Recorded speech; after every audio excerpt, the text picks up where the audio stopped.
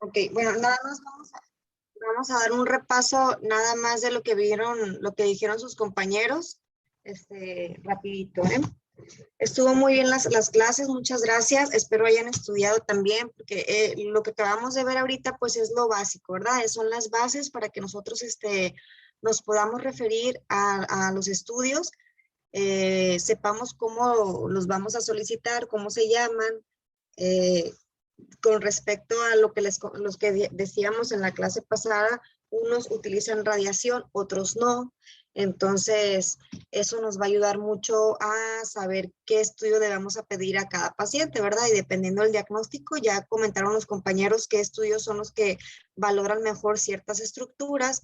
Entonces, ya ustedes, a la hora de que tengan un paciente con una patología de tejidos blandos, por ejemplo, de rodilla, pues van a saber qué estudio es el que está indicado, ¿verdad?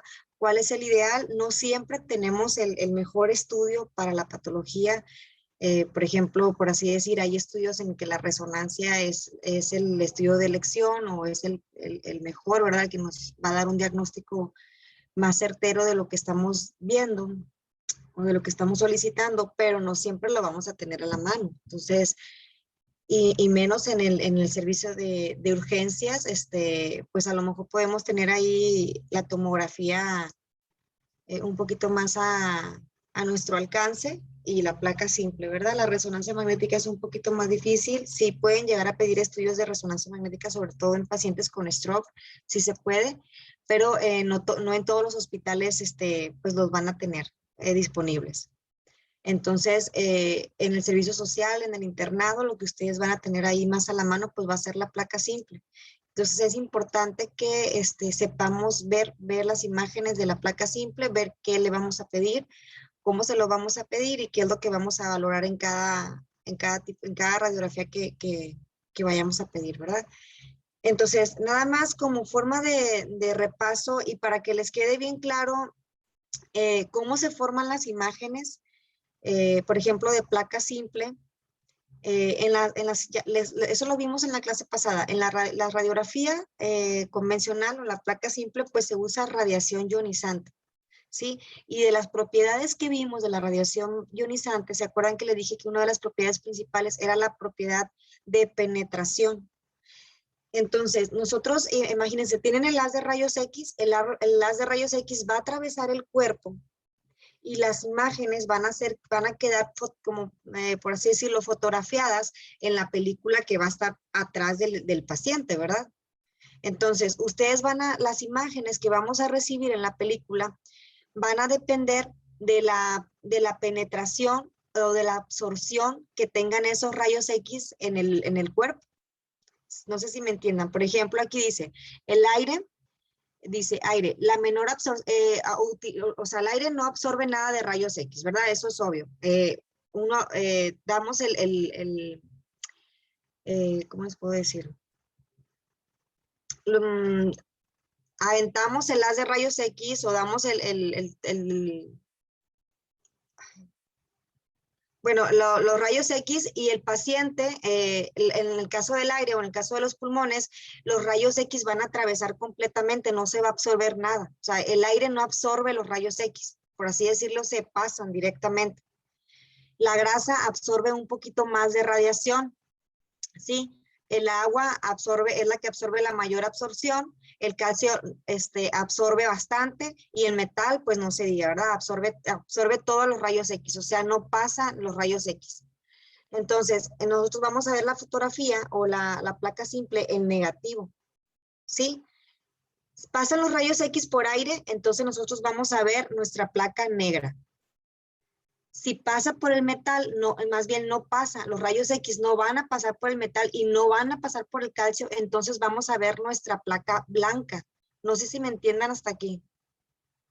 O alguien Sí, quiera comentar. sí, sí se entiende. Ok.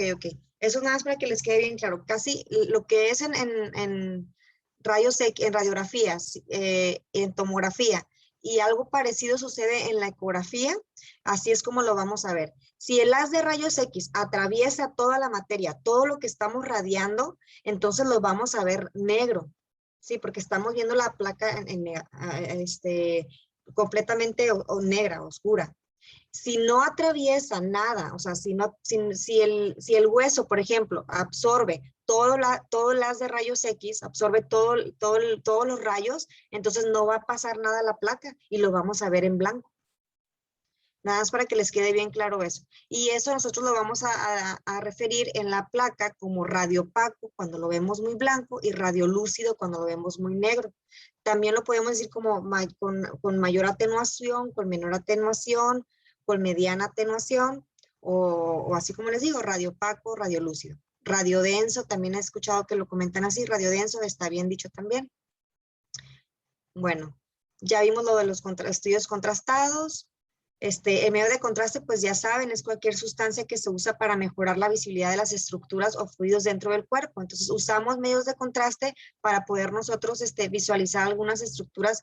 En este caso, por ejemplo, estamos viendo aquí el colon. Aquí aplicamos un medio de contraste que aumenta la atenuación, que absorbe más los rayos X, y eso nos va a ayudar a visualizar mejor el tracto digestivo, tanto superior como inferior, ¿ok?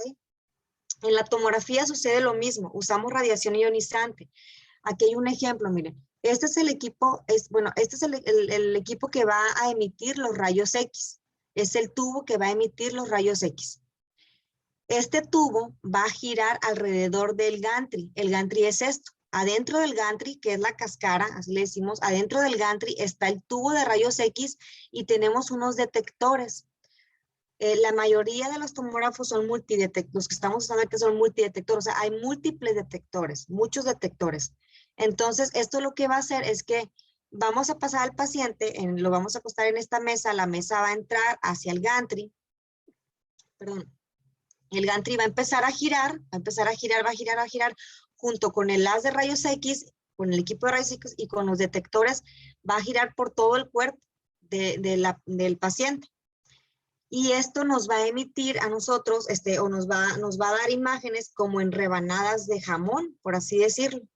Entonces, gira el equipo de rayos, el haz de rayos X, y del otro lado están los detectores que van a recibir estas imágenes, ¿ok? Pero hagan de cuenta que es como si fuera, es la misma física de la formación de la placa simple, ¿sí? Damos los rayos X, producimos los rayos X, se producen, se envían, se transmiten, se absorben, se penetran y lo que queda se recibe en los detectores y esto se transforma en imágenes, ¿verdad? Ok. Y recibimos esto que les comentaba, las imágenes como en rebanaditas de jamón. Las ventanas, bueno, eso lo vamos a ver ahorita. Los planos anatómicos ya lo vimos, ahorita lo vamos a ver en un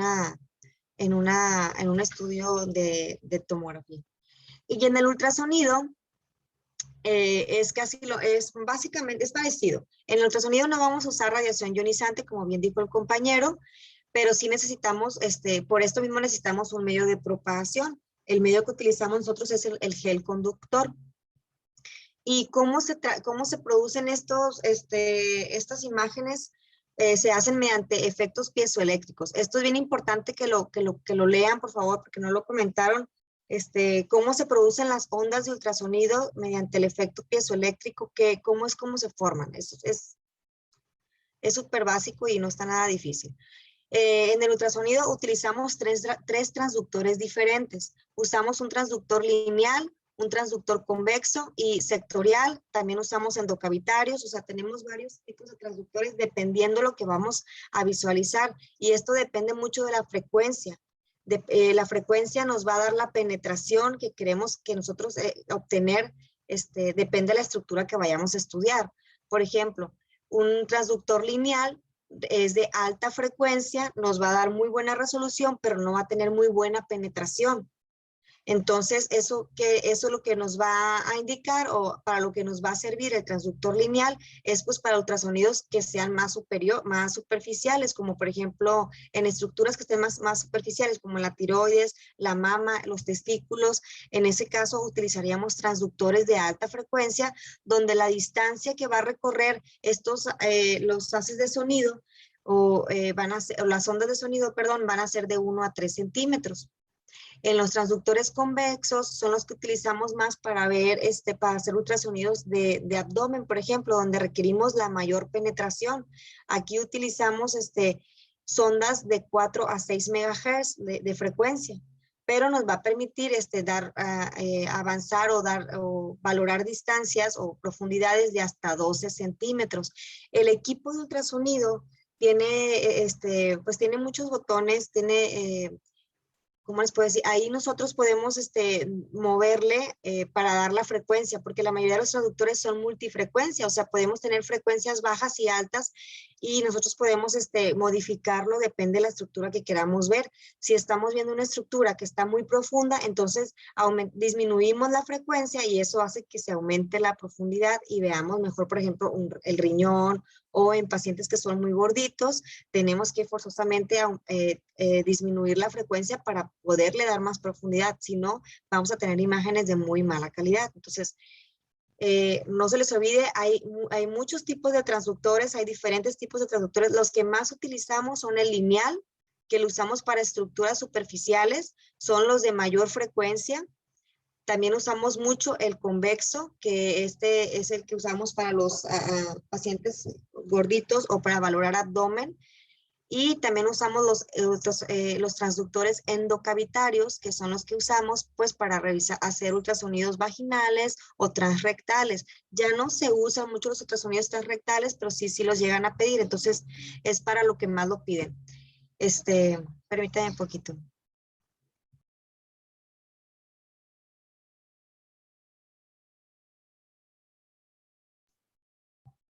Entonces, igual que en la placa simple, vamos a recibir las imágenes por ultrasonido dependiendo la penetración que estas ondas sonoras lleguen o tengan hacia el tejido. Sí, las ondas sonoras se van a propagar, se pueden igual dispersar, igual que en los rayos X, y nosotros vamos a obtener las imágenes dependiendo la absorción que tengan estas ondas. Entonces, nosotros enviamos un impulso eléctrico gracias al efecto piezoeléctrico que esto se lleva a cabo en el transductor. Estas ondas eléctricas se transforman en ondas acústicas. Las ondas acústicas viajan y chocan en las diferentes interfaces del cuerpo y nosotros recibimos ecos. O sea, mandamos el sonido y el sonido después regresa hacia nosotros. Lo que regresa hacia nosotros, eso es lo que se va a traducir en las imágenes que vamos a ver. Por ejemplo, y es lo mismo que pasa con los rayos X. Si yo mando una onda sonora y la onda sonora pasa por el líquido, en este caso las ondas sonoras pasan por el líquido, ¿ustedes creen que el líquido me va a regresar algún eco? No. No, exactamente. Pero si enviamos una onda sonora y la onda sonora choca con el calcio, por ejemplo, con el calcio, con un hueso o con una imagen que contenga calcio o metal, ¿ustedes creen que me va a regresar el ultrasonido, me va a regresar algún eco? Pues sí. Sí, ¿no? Sí, Sí, exactamente. Entonces, muy bien. Entonces, las imágenes, lo que veamos nosotros así muy blanco, como decía el compañero, lo que veamos nosotros muy blanco, lo vamos a llamar como hiperecoico o ecogénico. Lo que veamos muy negro, lo vamos a ver anecoico. Lo que traduce esto es que si vemos algo anecoico o negro, no se les olvide, anecoico o negro, quiere decir que es las ondas sonoras atravesaron un medio líquido y se propagaron y se siguieron propagando. Vamos a recibir un eco hasta que estas ondas choquen con una interfaz, algo que me lo haga que me haga que me regrese un eco. Por ejemplo, en esta parte de este ultrasonido, este es un ultrasonido, parece de hígado y vías biliares, esta es la vesícula, y la vesícula tiene un lito dentro de ella. Por ejemplo, aquí mandamos las ondas sonoras chocan con el hígado, por ejemplo, y el hígado tiene cierta densidad, y eso hace que me regrese un eco. Pero fíjense cómo es la densidad o cómo es la ecogenicidad del hígado y cómo es la ecogenicidad de este lito, ¿verdad? es mayor la del hito, porque aquí me regresa todos los ecos. Y si se fijan aquí, otra cosa bien importante, esto que vemos atrás del hito, ¿cómo lo ven ustedes? Pues Esto que ven. anecoico. Ajá, anecoico. Sí. ¿Ustedes se imaginan por qué es esto anecoico? ¿Por qué se ve esa línea? Con el hito primero, ¿no? O sea, reflejó el hito primero. Exactamente. Y ya no se tradujo las ondas de ultrasonido por aquí, ¿verdad? Eso nos da esto que se llama sombra posterior, sombra acústica posterior. O sea, quiere decir que detrás de esta piedra ya no se transmitió más el sonido. O sea, el sonido llegó aquí, se regresó y atrás de este lito ya no se transmitió nada porque está muy denso. Sí, en este caso pues es el calcio. Y a esto nosotros le conocemos como sombra acústica, sí, como sombra posterior o a sombra acústica posterior. Entonces, eso es bien importante para cuando ustedes vean imágenes en ultrasonido, el hecho de que tengan reforzamiento, por ejemplo aquí, vean cómo de este lado se ve de una ecogenicidad y aquí lo vemos más brillante. Lo vemos más brillante porque aquí hay algo que se le conoce como reforzamiento acústico. Eso quiere decir que las ondas de sonido pasaron por un ambiente líquido y eso hace que nuestro sonido se transmita de mejor manera y veamos este reforzamiento acústico. En este caso, en la piedra ya no transmite el sonido y entonces nos proyecta esta sombra acústica posterior. Bueno, entonces aquí en ultrasonido nos vamos a referir a las imágenes como ecogénicas o hiperecoicas, isoecoicas, cuando son de la misma ecogenicidad de una estructura adyacente. Por ejemplo, cuando digamos isoecoico, cuando ustedes escuchen que digan isoecoico, tienen que decir a un lado isoecoico a alguna estructura. Por ejemplo, si yo observo una lesión hepática isoecoica al parénquima hepático, ¿ustedes qué entienden por eso? Isoecoico, que es de la misma densidad, ¿verdad? Que es de la misma densidad. Hipoecoico, hipo.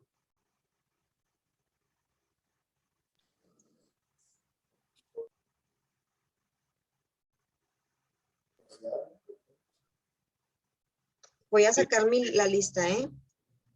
Porque quedamos que íbamos a ver este tema de hoy y no sé si no lo estudiaron. Muy bien. Entonces, hipoecoico, ¿qué quiere decir alguien, el que sea? Es una densidad baja. Una densidad baja, ¿sí? Y como les digo, nosotros siempre que nos refiramos a hipoecoico o isoecoico, de preferencia siempre tenemos que comentar y siempre lo hacemos en referencia a que, ¿verdad? Por ejemplo, si yo veo aquí igual lo mismo, una lesión hepática, tengo que decir es una lesión hepática. Si es de menor ecogenicidad que el hígado, tengo que decir es una lesión hipoecoica con respecto al parénquima hepático, ¿sí? O es una lesión anecoica, pues ya sabemos que es negra, ahí sí no hay pierde, o es ecogénica, pues ya sabemos que es blanca. Entonces, no se les olviden estos nombres de las densidades o cómo vamos a ver por ultrasonido las ecogenicidades, vienen en el examen y es lo más importante, ¿ok? Y pues aquí estamos viendo unos ejemplos de ultrasonido, por ejemplo, aquí estamos viendo un ultrasonido de la glándula tiroides. No lo comentaron los compañeros, pero sí es importante que sepan ustedes los tipos de transductores que tenemos, nada más para que lo sepan y los conozcan y sepan qué estudios son los que pueden pedir ustedes. Obviamente cuando ustedes tienen un ultrasonido de lo que sea, no le van a poner ahí, favor de realizar ultrasonido, por ejemplo, en este caso tiroideo con sonda de multifrecuencia o de alta frecuencia o lineal, ustedes no van a poner eso, nada más van a poner, se solicita ultrasonido de glándula tiroides, ¿sí? Y ya obviamente que el radiólogo pues va a utilizar la sonda que mejor que sea la que necesite para ese estudio, pero sí es importante que ustedes sepan que tenemos múltiples transductores, que cada transductor tiene una frecuencia o maneja ciertas frecuencias La mayoría son multifrecuencias y dependiendo del estudio vamos a utilizar uno u otro transductor. Bueno, en este caso, este es un ultrasonido de tiroides. Aquí en este ultrasonido, pues utilizamos un transductor de alta frecuencia o un transductor lineal. En el caso del hombro, también estamos, estamos valorando, por ejemplo, las estructuras del manguito rotador y utilizamos igual un ultrasonido o un transductor de alta frecuencia o lineal para valorar, por ejemplo, los ultrasonidos ginecológicos o el hígado o los riñones. En este caso utilizamos un transductor de menor frecuencia, que es el transductor convexo, porque tiene más penetración, perdón. En la mama utilizamos un transductor de mayor frecuencia con menos penetración.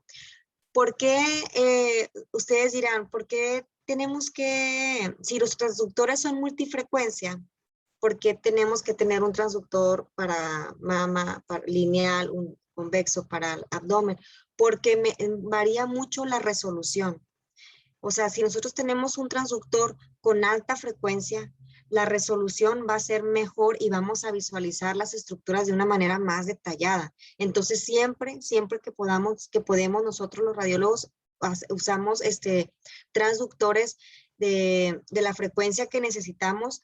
Es muy raro y sí se llega a hacer, por ejemplo, en pacientes que son muy gorditos, muy gorditos, o pacientes, por ejemplo, en ultrasonidos testiculares que tienen, por ejemplo, algún absceso o algún líquido que ya esté complejo, que ya esté muy complejo, que no nos permita a lo mejor un transductor lineal valorar bien las estructuras. En esos casos, pues sí, llegamos a utilizar transductores convexos donde necesitemos mayor penetración, o en pacientes donde hacemos ultrasonidos de miembros pélvicos para Doppler o para trombosis.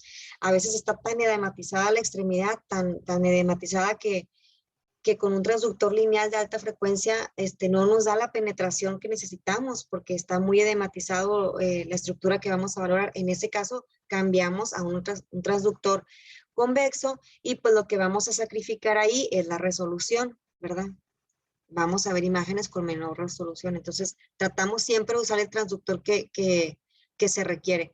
En la resonancia magnética, pues bueno, ya lo dijeron los compañeros, tampoco requiere radiación ionizante y la verdad es que la física de la resonancia magnética es muy compleja. Aquí utilizamos ondas de radiofrecuencia, usamos los átomos de hidrógeno porque son los que tenemos más en el cuerpo y eso es lo que mandamos ondas, pues, ¿cómo les puedo decir? Es muy complejo, pero bueno, nada más con que se queden que utilizamos protones de hidrógeno. Eso es lo que vamos a recibir nosotros en la resonancia magnética y es muy parecido a todo. Mandamos nosotros nuestras ondas de radiofrecuencia, las recibe el cuerpo y luego recibimos un eco nosotros de esas radiofrecuencias y eso después el equipo lo traduce en imágenes. En el caso de la resonancia magnética vamos a recibir intensidades de señal. Entonces, como recibimos intensidades de señal, a lo que veamos muy blanco lo vamos a llamar como hiperintenso o que tiene una señal de intensidad muy alta, y a lo que veamos negro, a esto lo vamos a llevar hipointenso. Perdón. Y esto significa que tiene una señal, una intensidad de señal muy baja. La física de la resonancia magnética, como les comento, es muy densa, no es nada fácil. Utilizamos nosotros múltiples secuencias para valorar las imágenes. Si alcanzamos, cuando veamos cabeza y cuello, vamos a ver resonancia magnética y ahí vamos a explicar un poquito de las secuencias que más utilizamos, que son las que ustedes puedan estar más en contacto probablemente en el internado. Ahorita la verdad, para los demás, para abdomen y para tórax, no vamos a ver resonancia magnética, nada más lo vamos a ver en cráneo y lo más básico. Nada más quédense ustedes con esto, que la resonancia magnética no requiere radiación ionizante, utiliza frecuencias de electromagnéticas y utilizamos átomos de hidrógeno. Sí, eso es lo más importante. Y bueno, ¿y cómo vamos a ver las escalas de intensidades? Hiperintenso, muy blanco, hipointenso, muy negro, isointenso, una intensidad intermedia, y acuérdense que hay que decir isointenso a qué, ¿verdad? Entonces, quedamos que en tomografía son densidades, hipodenso, isodenso, hiperdenso. Hipodenso menos gris. Isodenso del mismo gris que la estructura adyacente, hiperdenso, blanco.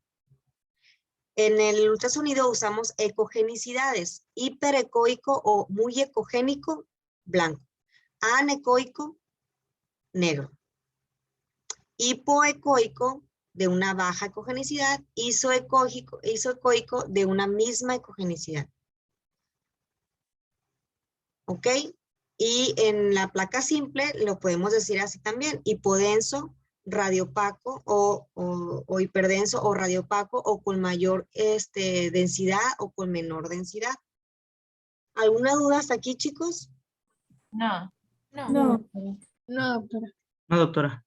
Ok, esto hay que repasarlo mucho y hay que repetirlo mucho para que no se les olviden estas definiciones, que es lo más importante, porque ustedes van a llegar y les van a decir, doctor, su paciente que mandó para un ultrasonido de vesícula y vías biliares, le vimos una imagen ecogénica dentro de la vesícula, o en el riñón, vimos una imagen ecogénica en el riñón. Entonces ustedes cuando les digan eso, ustedes ya saben que ecogénico es blanco. Y si saben que es blanco, entonces tiene que ser una estructura que me regresó todos los ecos de las ondas sonoras. ¿Ok? Y de ahí ustedes van a decir, entonces es una estructura que me regresó todos los ecos porque está muy blanca, entonces tiene que ser una estructura muy densa, muy densa. Y si aparte le agregan que tiene sombra acústica posterior, entonces me regresó todos los ecos, o sea, tiene que ser algo que esté muy denso, probablemente algo que esté calcificado o algún metal que no me permitió que los ecos siguieran propagándose. ¿Sí? Si se fijan cómo más o menos ustedes van a ir indagando o van a ir llegando al diagnóstico probable de lo que les están refiriendo los médicos radiólogos.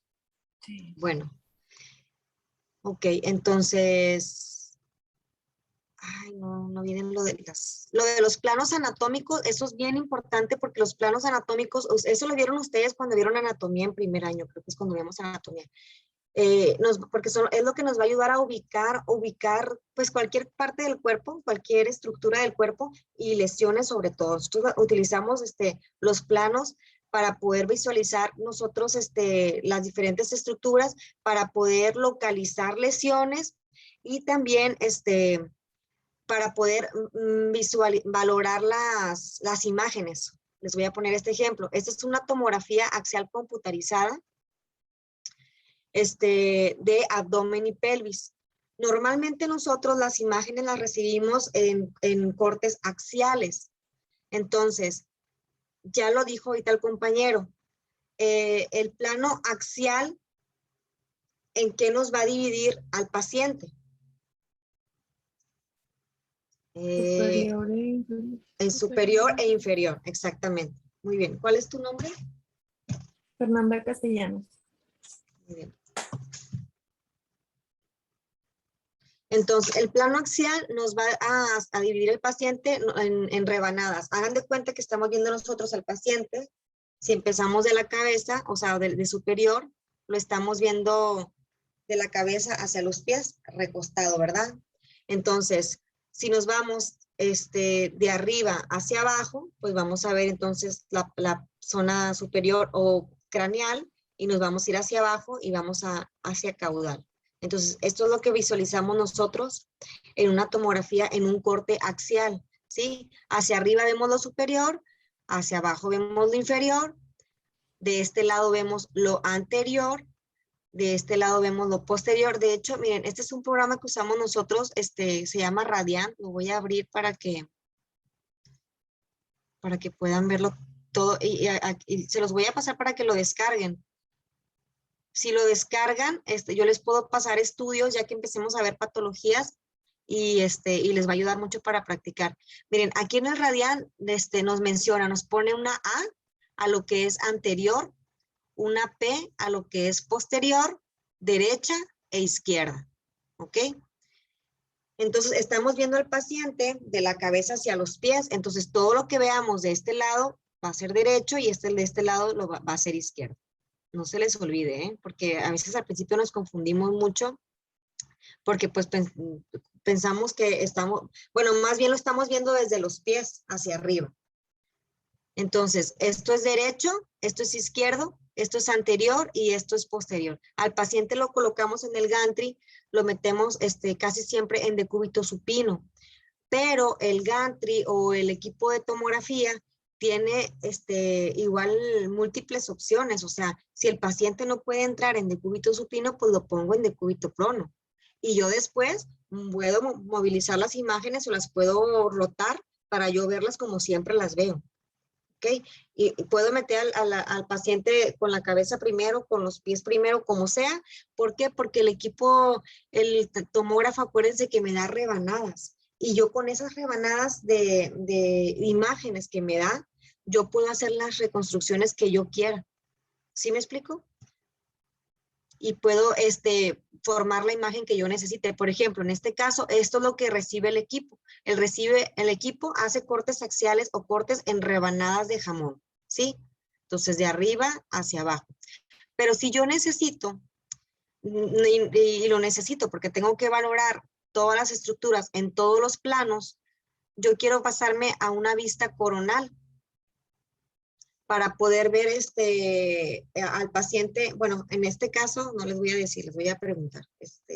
Daniel, en una vista coronal, en este plano coronal voy a, pues por así decirlo, dividir al paciente ¿en qué?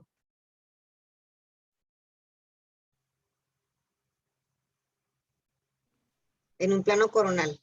Mira, lo voy a mover para que te des una idea.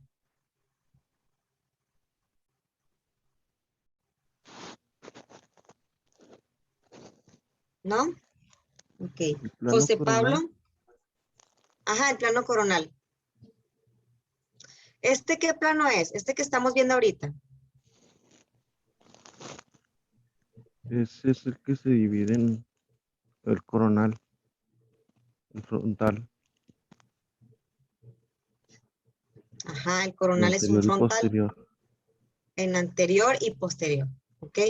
Entonces, todo esto me va a servir a mí para localizar una lesión. Si yo estoy viendo una lesión en un plano axial, bueno, ahí pues yo ya sé que es anterior y posterior, pero si quiero localizarla de una mejor forma o quiero visualizarla, tengo que tratar de verla en todos los planos, aunque la verdad es que nosotros en el plano axial, debemos de localizar perfectamente cualquier imagen que nosotros queramos reportarles, ¿verdad?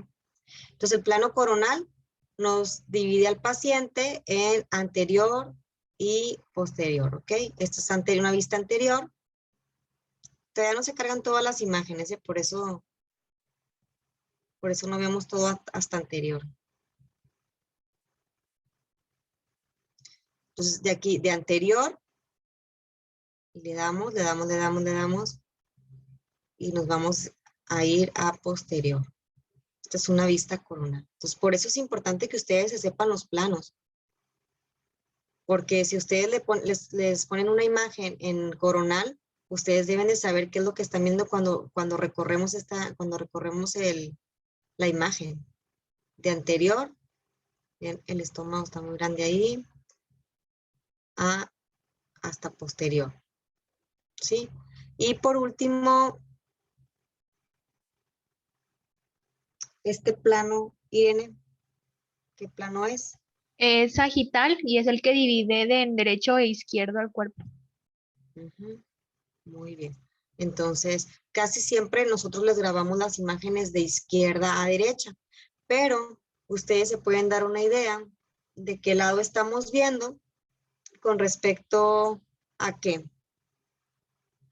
Claudia, Yareli, ¿qué te puede dar en el caso de una tomografía de abdomen y pelvis, ¿qué te imaginas que te puede dar una idea de en qué lado estás? Pues los órganos que se encuentran en la derecha y la izquierda. Exactamente. En el caso del lado derecho, ¿como cuál pudiera ser? ¿El